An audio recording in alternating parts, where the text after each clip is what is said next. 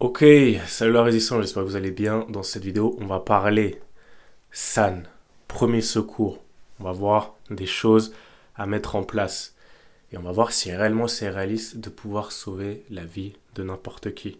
C'est ce qu'on va détailler dans cette vidéo.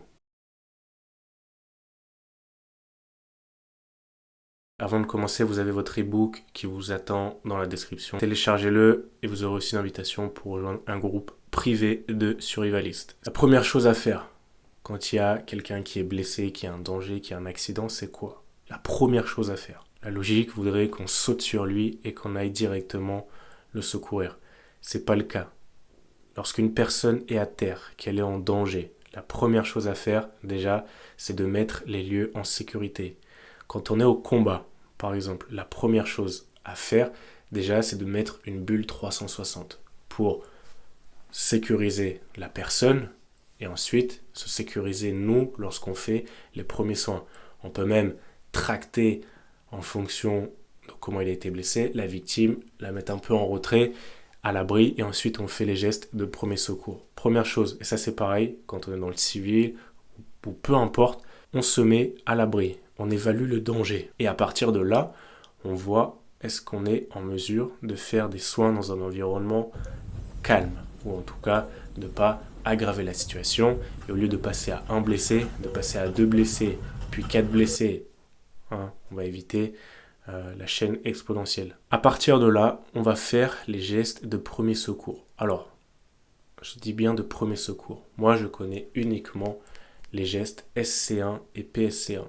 Le reste, au-dessus, c'est pas mon niveau, je suis pas qualifié dedans, donc je vais pas vous inventer des conneries et prétendre à être quelqu'un que je ne suis pas. Je connais juste ces gestes de premier secours. Par contre, je les maîtrise à la perfection. Une personne qui va faire un malaise. La personne qui va faire un malaise, qu'est-ce qu'on fait? Déjà, on veut savoir un petit peu plus sur elle. On va la mettre dans une position qui est confortable.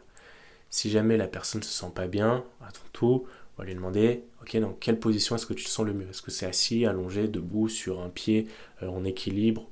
Peu importe. En général, ça va être assis un petit peu, voilà, comme ça.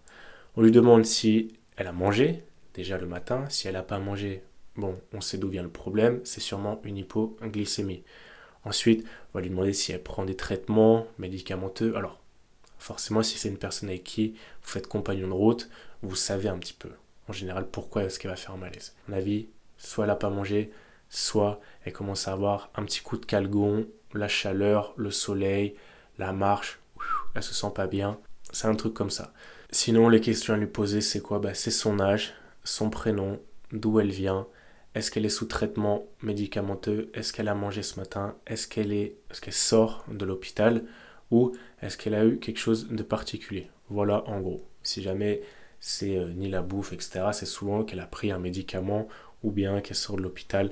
Bref, ça c'est par exemple un malaise. Une hémorragie, on parle dans les mails privés, une hémorragie, qu'est-ce qu'on va faire déjà? On va voir si ça pisse le sang. Alors une hémorragie, normalement, oui, ça pisse le sang. Donc premièrement, compression locale. On vient avec nos mains, hop, et on appuie. Avant de poser ses mains comme ça, en fonction de l'intensité de l'hémorragie, si on a le temps de mettre des gants, c'est toujours mieux. On va éviter les infections inutiles. Donc on va faire une compression locale. À partir de là, vous allez calmer un petit peu l'hémorragie. Si jamais vous voyez que ça continue de passer fort, fort, fort, là, vous allez mettre un pansement compressif israélien. Normalement, ça ne fera rien. Si déjà avec vos mains, vous n'avez pas réussi à stopper, le pansement compressif va juste s'inonder. Et là, à ce moment-là, on va commencer à mettre le garrot. Le garrot, hop, on note l'heure à laquelle on l'a mis. Si jamais la victime a beaucoup trop mal, en train de souffrir, là, on peut lui mettre effectivement de la morphine. Bon, ça, en général, on peut très que difficilement l'acheter. Et on l'isole du sol et on appelle les secours. Mais vous voyez, dans le fond, c'est quoi? Dans le fond, une personne en cas de survie, voilà, c'est la merde, qui fait une hémorragie. Vous avez mis un garrot. Le garrot, il sert juste à retarder l'échéance. Il sert à protéger, à secourir la victime. À partir de là, qu'est-ce qu'on fait? On n'est pas qualifié, on n'est pas médecin, on n'a pas d'infrastructure médicale. Ça, je vais y revenir après. On fait le plus possible en fonction de ses connaissances. On n'essaie pas de faire du zèle, on fait ce qu'on sait faire et après on s'arrête, on met le mieux possible le blessé, la victime. On l'isole du froid, on la met bien, on fait les gestes de premier secours et ensuite on va y revenir après sur le point suivant. Pareil, on va éviter que chacun ramène sa sauce. Donc si on est 6, on va éviter que les 6 commencent à toucher un petit peu avec les mains sales, commencent à faire un peu n'importe quoi. Une seule personne, la plus qualifiée de votre groupe, va s'occuper de cette situation-là. Les autres, derrière, vont servir de renfort et d'aide. Voilà, d'aide. S'il faut appeler quelqu'un, s'il faut transporter, ramener une couverture ou quoi, c'est à ça que ces personnes-là vont servir. On va éviter d'avoir 6 personnes en train de se battre en duel pour toucher un peu l'hémorragie et s'improviser médecin. Mais à partir de là, qu'est-ce qu'on fait une fois que maintenant la personne, elle est temporairement secourue?